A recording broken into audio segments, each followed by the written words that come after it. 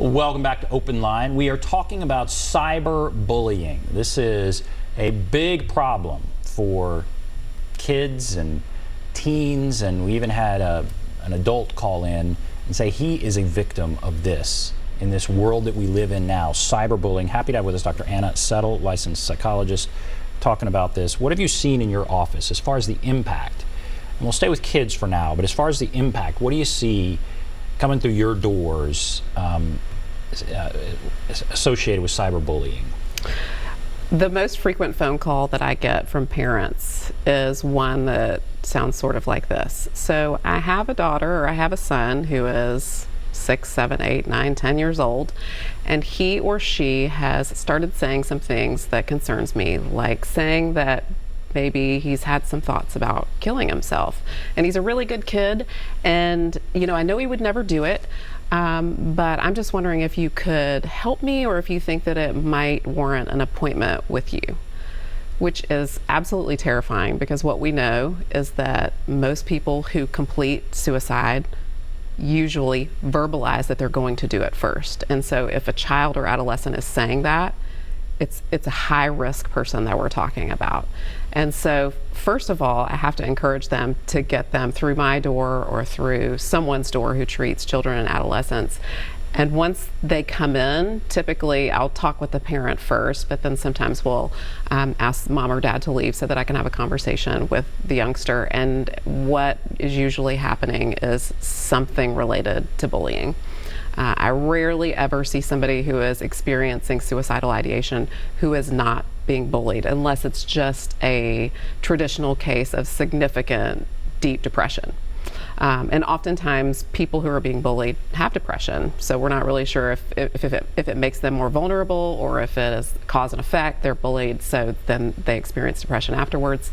But it is absolutely devastating, and then it has a ripple effect. So if there's one child within the family who is experiencing suicidality or being bullied, then the siblings are affected by that, and of course the parents are affected by that. So we have an entire family that is experiencing significant distress, oftentimes from one single incident that has happened on social media. Wow. And you said some very young ages there. Absolutely. So 9 years old? Right. Kids are saying that? That's right. In fact, in the last 5 or 6 years, we've seen the rate of children coming in through children's hospitals who are expressing that they have experienced suicidal ideation from ages 5 to 17 have doubled. And so we are seeing 5-year-olds who are being brought in through the emergency department who are having thoughts about suicide. And how does that even happen? Do you think it is because of access to one of these things, television, or I don't know? Where are they even getting the idea for that? How is a little 5-year-old, 6-year-old, 7-year-old even thinking about that? Right. Well, and I will say, if a child has depression, certainly those thoughts could be unrelated to being exposed to social media or to being exposed to any sort of electronic device. But if you think about how frequently young children see the news, or they're on an iPad, they're being exposed to things that are not developmentally appropriate for their age. And so they're hearing things and seeing things.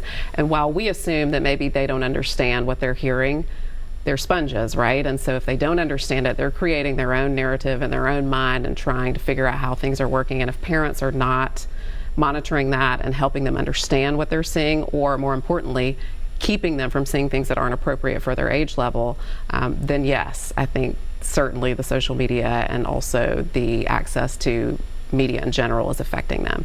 And so a kid comes in and they're saying, I mean, that's so disturbing what you just said, but they've expressed some thought of suicide. Right. What do you do? I guess you said you talk to the parent, you talk to the kid. Often it is leaning back to some form of bullying. Right. Some form of not being accepted by their age group, I guess? Correct.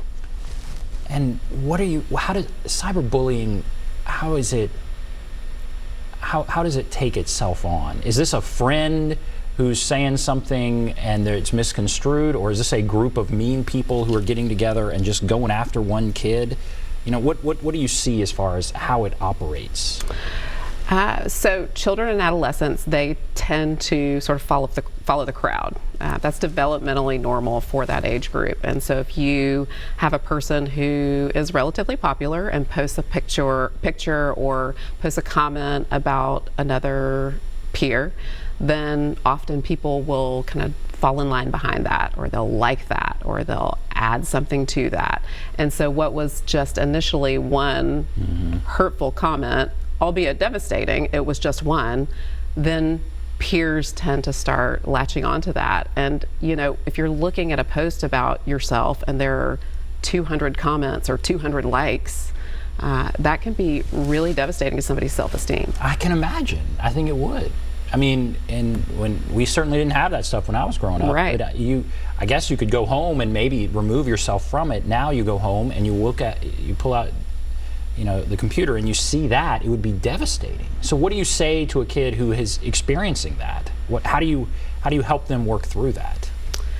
It's a hard process, and so I would encourage parents to start that on the front end. So as soon as your child has any sort of access to an electronic device or social media, to start the conversation about what this could look like, and also having some boundaries around it. So once there is any sort of negative feeling that is experienced after you're on social media, then it's time to get off of social media. And that can feel so exclusive for adolescents who feel like they need to be part of every group conversation. But I mean, the ramifications are just devastating. If somebody is not feeling very confident and then something negative is posted and then that sort of snowballs, it's not worth it. And how do you know if your child is actually a bully? I mean, do you see that side of this? And you know, what's at play there? Right. Well, and what we know is that people who are bullied oftentimes bully. And so it's just this really difficult process where, you know, you want to support a victim, but then you also kind of have to look at, where did this stem from? How do we get to this point? So you definitely have to work through, you know, treating the person as a victim, and then also teaching them about empathy, you know, role playing, having dialogue about, if you were on the other end of this, what might that feel like for you? It's often helpful to have a person who's not the parent to talk about that. So parents first and foremost, because that's where it starts, but also having other people who the child can talk with about it that isn't necessarily mom or dad. Let's go to Carol. Hello, Carol. Yes. Go right ahead. What's on your mind? Well, I'm really concerned about the bullying, but you know, what happens in social media, the liberals are fighting the conservatives, the Democrats are fighting the Republicans. We see bullying all the time, and between us adults. Right. It's all over. So we're expecting our children to not act like that, and then the adults are bullying each other. And the comedians, my goodness, we laugh at them, and it's terrible what they say about people. Carol, I agree. I mean, you go on some of these social media sites, and third graders would be embarrassed. The level of discourse is horrible. Right. And we can talk about all kinds of things. I think, you know, political discourse is terrible. It's us versus them. The things that are said are just horrible. And those are adults. Right. And so here we have kids in school. So I guess the question I will ask from Carol's question is, our society, you know, what impact is that having on our kids when it comes to all this? Yeah, and I think we can unknowingly communicate things to our kids when we don't feel like they're watching. So every interaction, every social interaction that we have, they're paying attention to. So I think Carol is absolutely right.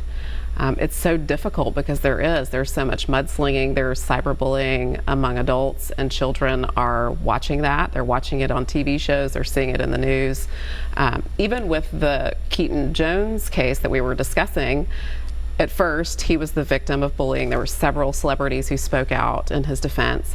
And then there were some negative things, I think, that were kicked up about his mother. And then there was this collective movement to just bash her, which, of course, there were... She was bullied, in a way. She was bullied. Yeah. She did some egregious things, and I'm not condoning any of her behavior. But it was very interesting, the parallel process that we're talking about, the impact of bullying. And we know that people who are bullied are often bullies themselves. And here's mom that maybe is teaching son some things who now is, we're perpetuating it. Now we are victimizing her. And she in turn is probably going to go victimize someone else, or the dialogue between her and her children is going to be one that includes some sort of negativity. And so the important takeaway there is our kids are sponges. Absolutely. They see us get all upset about so-and-so talking about their political beliefs, and we post something really going after so-and-so, who right. in many cases is our friend. Right. And then they learn from that. Right.